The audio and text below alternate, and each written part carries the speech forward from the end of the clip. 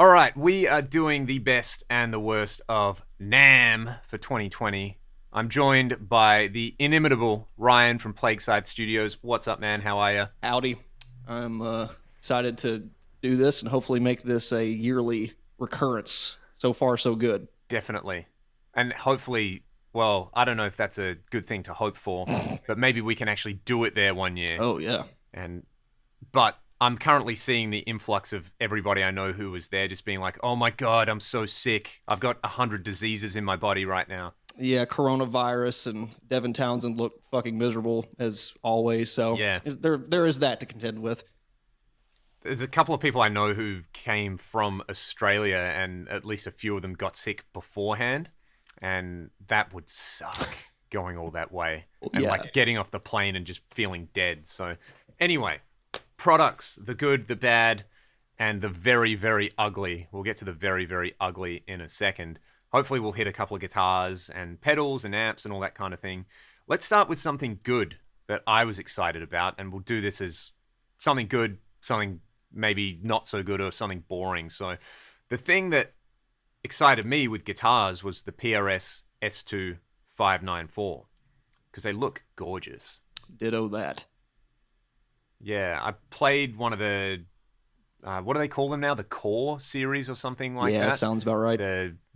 The big boy 594 single cut the last time I went to the States. I actually got to borrow one for half a day or something like that, and it was a very expensive guitar, but it was a very, very, very good guitar. And the 594, the S2 version, have you ever played an S2? Not an actual like regular S2, I've not, but just looking at the specs and aesthetics kind of has me drooling, and I'm not much of a PRS guy, but yeah, I like what I see.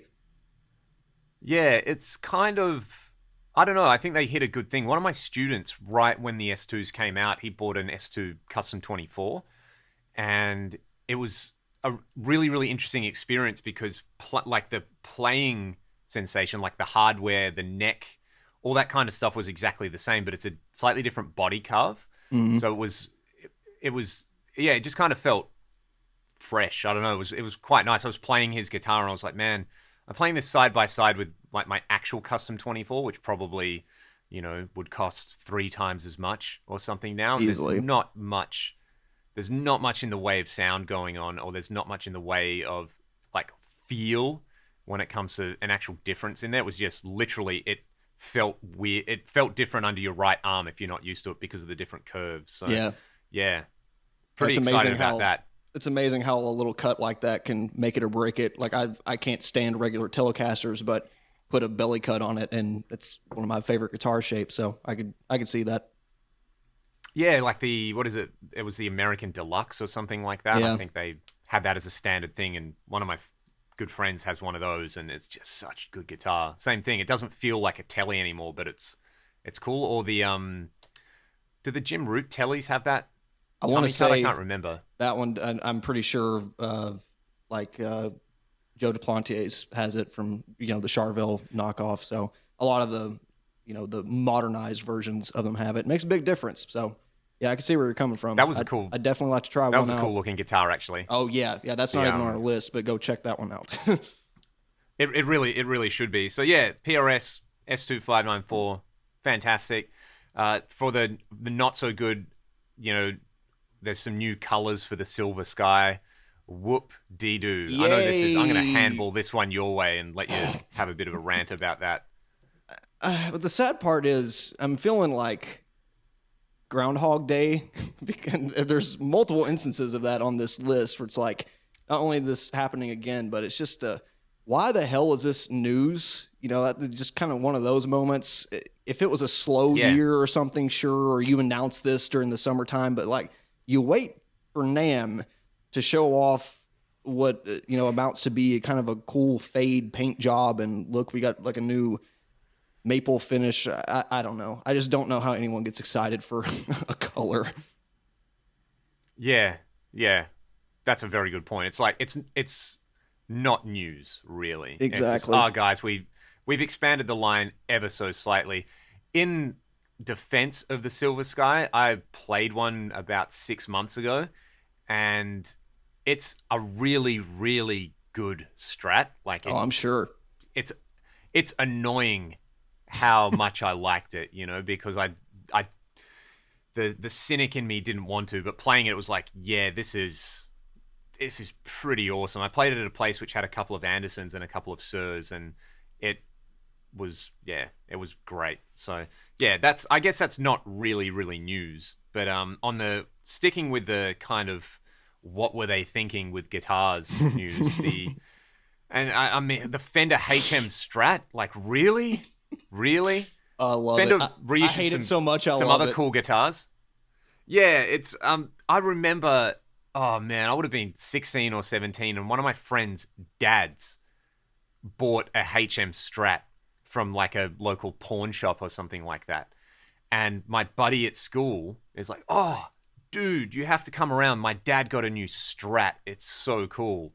Like it was I don't think his dad was, like a player, but just a guy who kind of had a kind of feigning interest in guitars, and he finally bought a Strat. So I'm expecting to go over and see, like a cool, cool looking 50s style Strat or something like that. And he Who bought knew? a HM Strat for a couple of $100 from this pawn shop. And I remember looking at it and being like, I didn't know anything at the time. I was just like, dude, are you sure this is even a Fender? This looks super dodgy. And Is it broken? Did they steal the pick guard? yeah, it's like, wow, what? Someone's taken the piss kind of thing. And I mean, later on, I've got some old 80s guitar magazines, and, someone like Greg Howe used to play them. So I guess if you're a massive Greg Howe fan, that's kind of cool. But just go on eBay or Reverb and buy an original one for not Exactly. much money.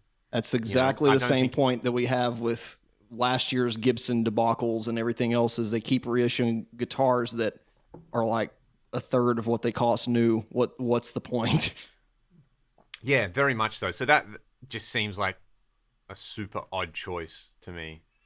Yeah, For sure. cool. And Fender reissued some other cool guitars, which I think we'll talk about in your video. But for me, that was just like I chuckled. I really did chuckle. But that's two not so great things in a row. I'm going to talk about some other things that I liked. The Source Audio EQ2 looks yes. amazing. Absolutely. No disrespect to Boss, because I think Boss absolutely killed it with the EQ200. That's an amazing pedal. But the Source EQ2, I think you can route it the same way. So you can have two independent EQs. You can have them wherever you like in the signal chain. But there's like a semi-parametric section in there as well. And there's an app to edit it. So pretty impressive. Yeah, and it's all the size or in the size of a standard stomp box, and you have standard size MIDI on top of that. The 200 pedals have like a little 1/8 inch jack thing, don't they? Yeah, they do. And I mean, I don't mind that, but at the same time, it's like I've got the Eventide Rose, and that's got a TRS MIDI, and I get that that's becoming more of a thing. But if you don't have, the right MIDI to TRS interface, you kind of can't use that aspect of them. So Right. that was the one annoying thing. I haven't figured out a way with the 200 series. I think you need a MIDI controller over 8-inch TRS to actually get them to do stuff together. It's not that you can like turn one on and have that send a MIDI program change. Oh, that's Maybe brutal. you can, but I haven't figured out a way to do it. But yeah, regular MIDI, that's just a nice thing on that. And Source Audio, I remember getting one of remember the Sound Blocks pedals? Yes, I was very at least impressed by the concept of those. Yeah, I bought their multi-band distortion years ago. I don't know where it is. I have a feeling I lent it to someone, and I can't remember who I borrowed it out to, and I don't know where it went, basically, but that was a cool pedal, and that's kind of like, I know that's had a bit of a renaissance, that pedal, like people finally get it 10 years later. But since then, they've been releasing some really impressive stuff, like their reverb and delay, and the collider's really cool, and their synth looked really cool. That was something that probably could have made, my best of list if I actually got to try one. Sure. Yeah, they had yeah. a chorus. It was like a sort of a hybrid chorus flanger thing that I almost bought instead of the MD 500. Really Yeah, a right. toss up. They make some killer stuff. I'm super excited for the pre and post EQ application for this. I think we both made a video on that topic within like a week of each other, which is pretty funny. But you Yeah. know, I think we both shown that if you have a decent amplifier, spend a couple $100 on this thing, and practically all the tones are at your disposal, depending on how you know kind of change the gain structure and post distortion EQ. So super powerful tool. And I very well may go with something like this in the future. Yeah, it's EQ is it's magic. It's absolutely. Wasn't there like a Seymour Duncan amp years and years ago that had a pre-graphic EQ and a post-graphic EQ? Believe so. Yeah, it was an ugly little bastard if I remember right too. Yeah, that would have just absolutely. People just would not have got that. You know, like No. people struggle enough with a Mark Series amp where you have knobs and you have sliders. Yeah. But yeah, but yeah, EQ's ruling the world. I'm totally okay with that. For sure. Another super cool effects pedal from a company a lot of people may not be aware of, and I haven't actually tried this, but I really, really want to try one. I believe they're made in Melbourne here in Australia. I'm going there in a couple of months, so I'm really going to try to check one out. Is the PolyFX Digit, and I've had my eye on this for a little while. I think they actually had it at NAMM last year. So it's not like a brand new product. Oh, yeah, you're but right. July 20th, 2019, February 2019. So, yeah, it's been around, but first I've heard of it. Yeah, so in terms of what it does in a pedal, I think there's 3 foot switches and 2 knobs, and most of it is a touchscreen, which is super cool. But you can load up convolution reverbs, cabinet simulations, and there's a really interesting quad tap delay with pretty much a totally customizable routing matrix in it, and you can do everything by pressing it with your finger, and it kind of, I think there's an EQ in there there's either an EQ in there or there's an EQ on the delay lines or something, but the way Looks you can like just both. like press and touch. Yeah, it's like spec wise, if you're someone who wants, like say for what I like when I dial in a live sound, like I basically just want control over my cabinet simulation and I want delay. Like that sorts me out, and parametric EQ, to tweak stuff. So in a situation where I don't want to, do a demo with a modeler, or I don't want to use a modeler for whatever reason, I want to use an amp and a load box, just chuck that on top of the load box, and that's the rest of it. And that source audio EQ pre-post, that would literally be all the tones for me. Pretty much. And it sounds like since it can modulate delay time, it probably does a lot of the weird analog stuff on top of all of that. So, yeah. And I mean, chorus. yeah. It's a delay line modulated. Flanger, it's a delay line modulated with feedback. There's, you could replicate most of those other effects. It's kind of like EQ. People buy distortion pedals, Right. and really they should buy an EQ and, a good modulated delay with control over a bunch of stuff like that. You probably want that rather than the latest, greatest one-off chorus thing. So that one looks fantastic. In the pedal realm, or is it the amp realm? A couple of companies release these like pedal amps, which no one asked for that. No one needs this. No, not really. You don't need a Tiny Terror with a foot stomp on it to turn, I don't, maybe it's just me. Maybe I'm a moron, but I don't get how that is pragmatic in any way. No, there's an argument to be made for like the small lunchbox amp heads, or even smaller than that you can throw in a backpack, or something you can keep on your pedal board. But once you start combining all these things, at what point do we have to ask, is it a little weird that we've got to run a 25-foot long speaker cable to be able to run the back line?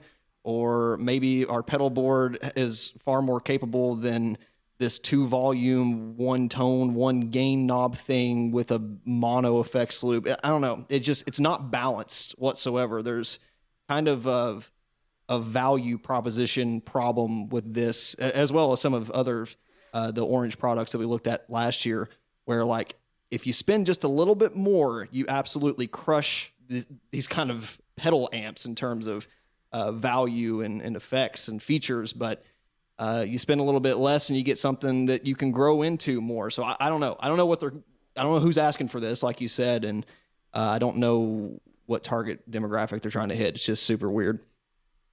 As you were saying that, I was thinking, on daytime TV, they'll advertise those, like it's something that you stand on for 5 minutes and it wobbles your whole body and you get a workout, or it's the Ab Crunch 5000.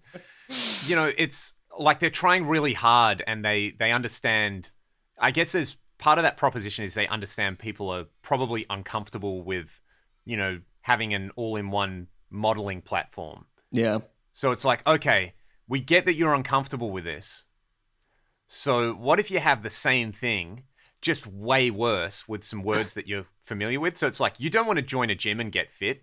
You want to stay at home and, eat popcorn and watch TV. Just do it standing on this rotating platform and you'll get fit. It's like, yeah, maybe just spend a little bit more money and join a gym. Yeah, probably. I think you nailed it, because I mean, you look at some of at least the orange is small, but like this Victory amp, it's $800, and it's like bigger than some of the lunchbox amplifiers out there. Are you really going to chuck this on a pedal train? Like, are you going to put this in your backpack? It's just super weird. I don't know. This is another instance of like the industry making their own problems so they can throw money and products at it. And I don't know, maybe we're out of touch. If you think these are cool, let me know why, but I don't see a point. Yeah, exactly. I mean, the Tiny Terror is, and like in their defense, the Tiny Terror is an incredible amp. It's probably one of the most important amplifiers ever made. No problem with the circuit. What it's done. Yeah. It's great. It works. The lunchbox format's amazing. I've done lots of gigs before I like made the jump to using an Axe-Fx, where I got a Dark Terror and I used to carry that on a plane with me anytime we did a fly gig. And I actually got to the point where I just started gigging with it for everything because I couldn't be bothered shipping around a 100 watt amp. You're going to mic it anyway. And then that was like the last step before, well, maybe I'll just get an Axe-Fx and do away with all this stuff, which worked for me. So the pedal amps thing, I don't know. It's, as you said, yeah, that value proposition doesn't really make sense. But seeing as we talked about stuff on the floor, the Quad Cortex, wow, that thing has some pretty impressive specs going for it. We talked about the Poly Digit with the touchscreen. The clips that I've heard of this have been mixed, because what do you expect for something that's probably not fully baked yet? Right. But, there was the first clip that they did, and then the internet chewed them out about it, and then they had Rabea do a demo, and it sounded insane. Because it's Rabea, of course it does. Yeah, and I watched his demo of the G20, which that's another great thing we should talk about in a second. For sure. And that just sounded so good as well. But yeah, it looks like we were talking about like, what do people want in this realm? And it's like, they just put everything that people want into one package, plus some cool stuff. So more power to them, I say. For sure. My only hesitation with the hardware, aside from some of the marketing we'll get to in a moment, is, how is that going to affect their plugin environment? Are you going to be able to, well, number one, are these amplifiers and effects just going to be like their stock, or are you still going to have to purchase some of this stuff secondhand and then load them onto the Quad Cortex? I don't know, quite how that's going to work.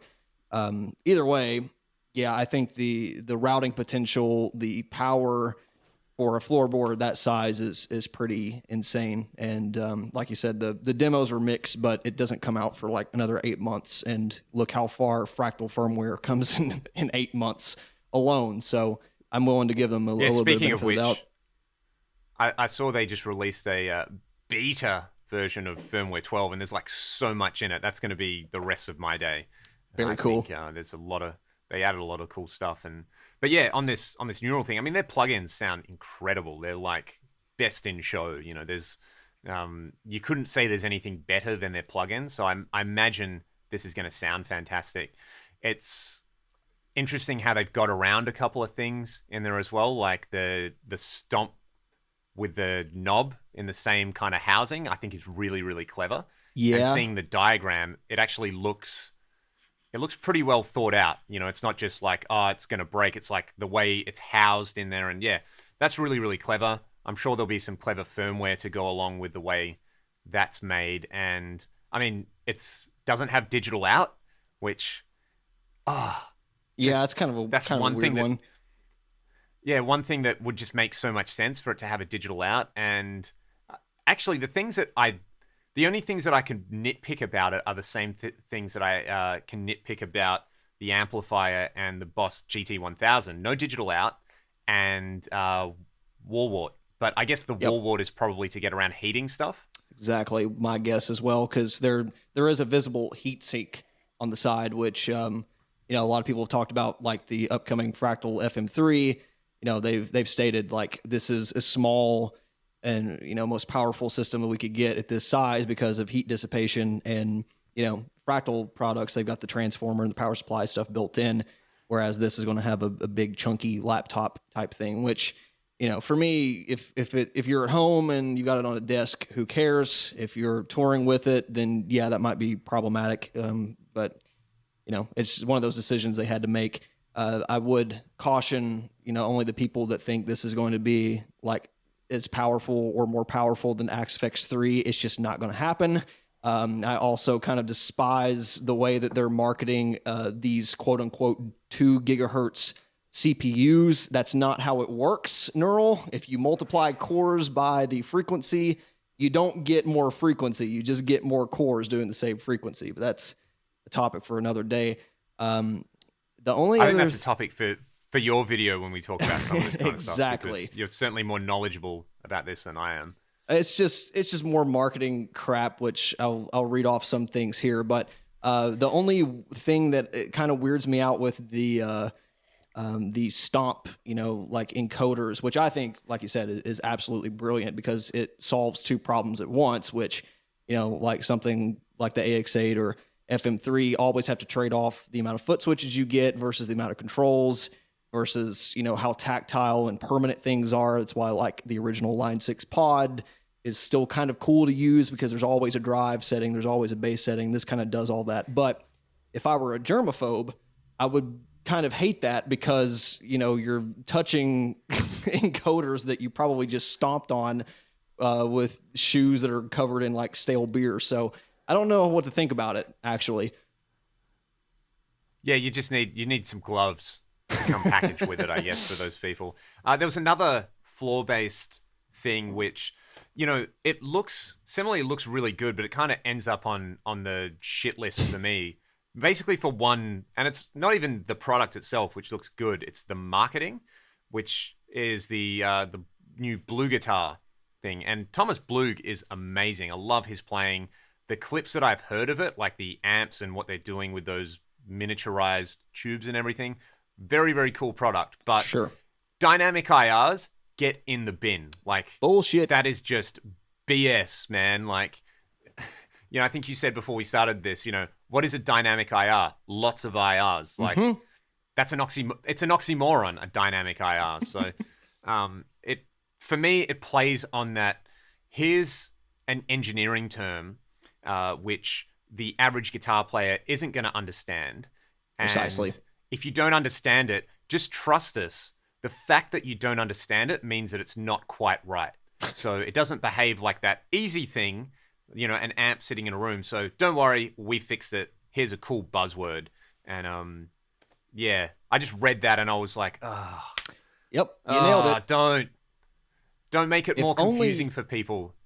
If they just, and maybe their approach is so revolutionary and complex that they simply can't fit it into a couple marketing phrases. But if you just say something like, look, we've tied master volume or this output level control to change the frequency response and output compression and virtual cone cry and all this stuff we're trying to model to simulate, the amp in the room kind of cranked amp sound, then, that would be super impressive. But the fact that they've got to default to stuff that just, like you said, it completely contradicts itself is just, it's disappointing. And Neural DSP did some of the same stuff with their machine learning crap that Some people in the industry that I know completely refuted and said it's completely ridiculous that ultimately you would need like a server farm and multiple GPUs to do what they say they're doing. But regardless, yeah, it's another instance where the product sounds absolutely wonderful.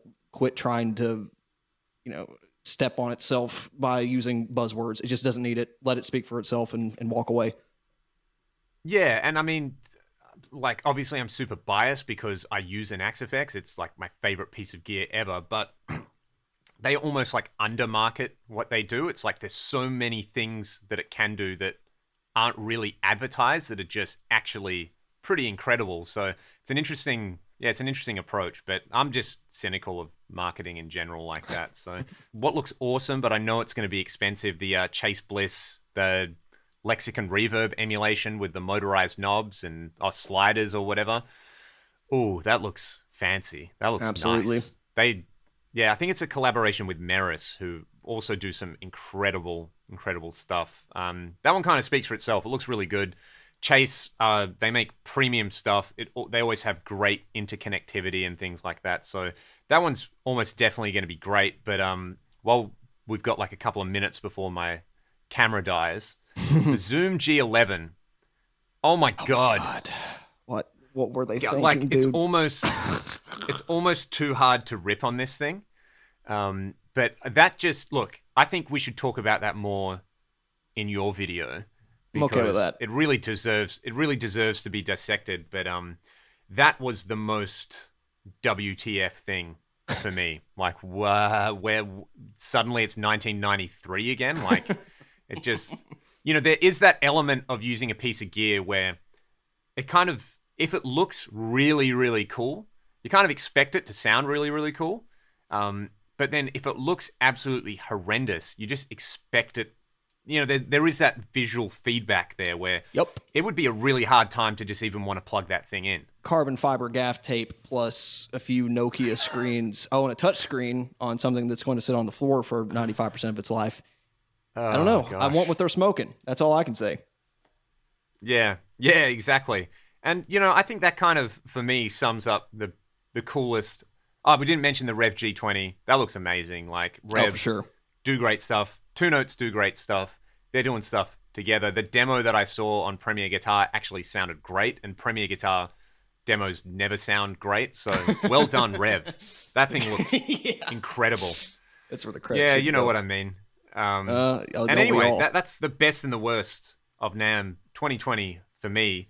There is going to be another video online on your channel where we basically do exactly the same thing, but it's going to be all your favorite stuff. And I'm just going to chime in with some snark. And you guys should definitely go and watch that video. So thank you so much, as always, Ryan. More than a pleasure for your insights here. If people watching this haven't already, go and subscribe to Plague Scythe Studios, my favorite guitar-related YouTube channel on the interwebs. Go and do it. I'll see you all next time. Go and watch Ryan's video on this, where I'm going to, like I said, just slide in with some extra snark. I'm sure it will be very, very entertaining. For everybody out there who watch this, stay excellent. See you next time. Bye-bye.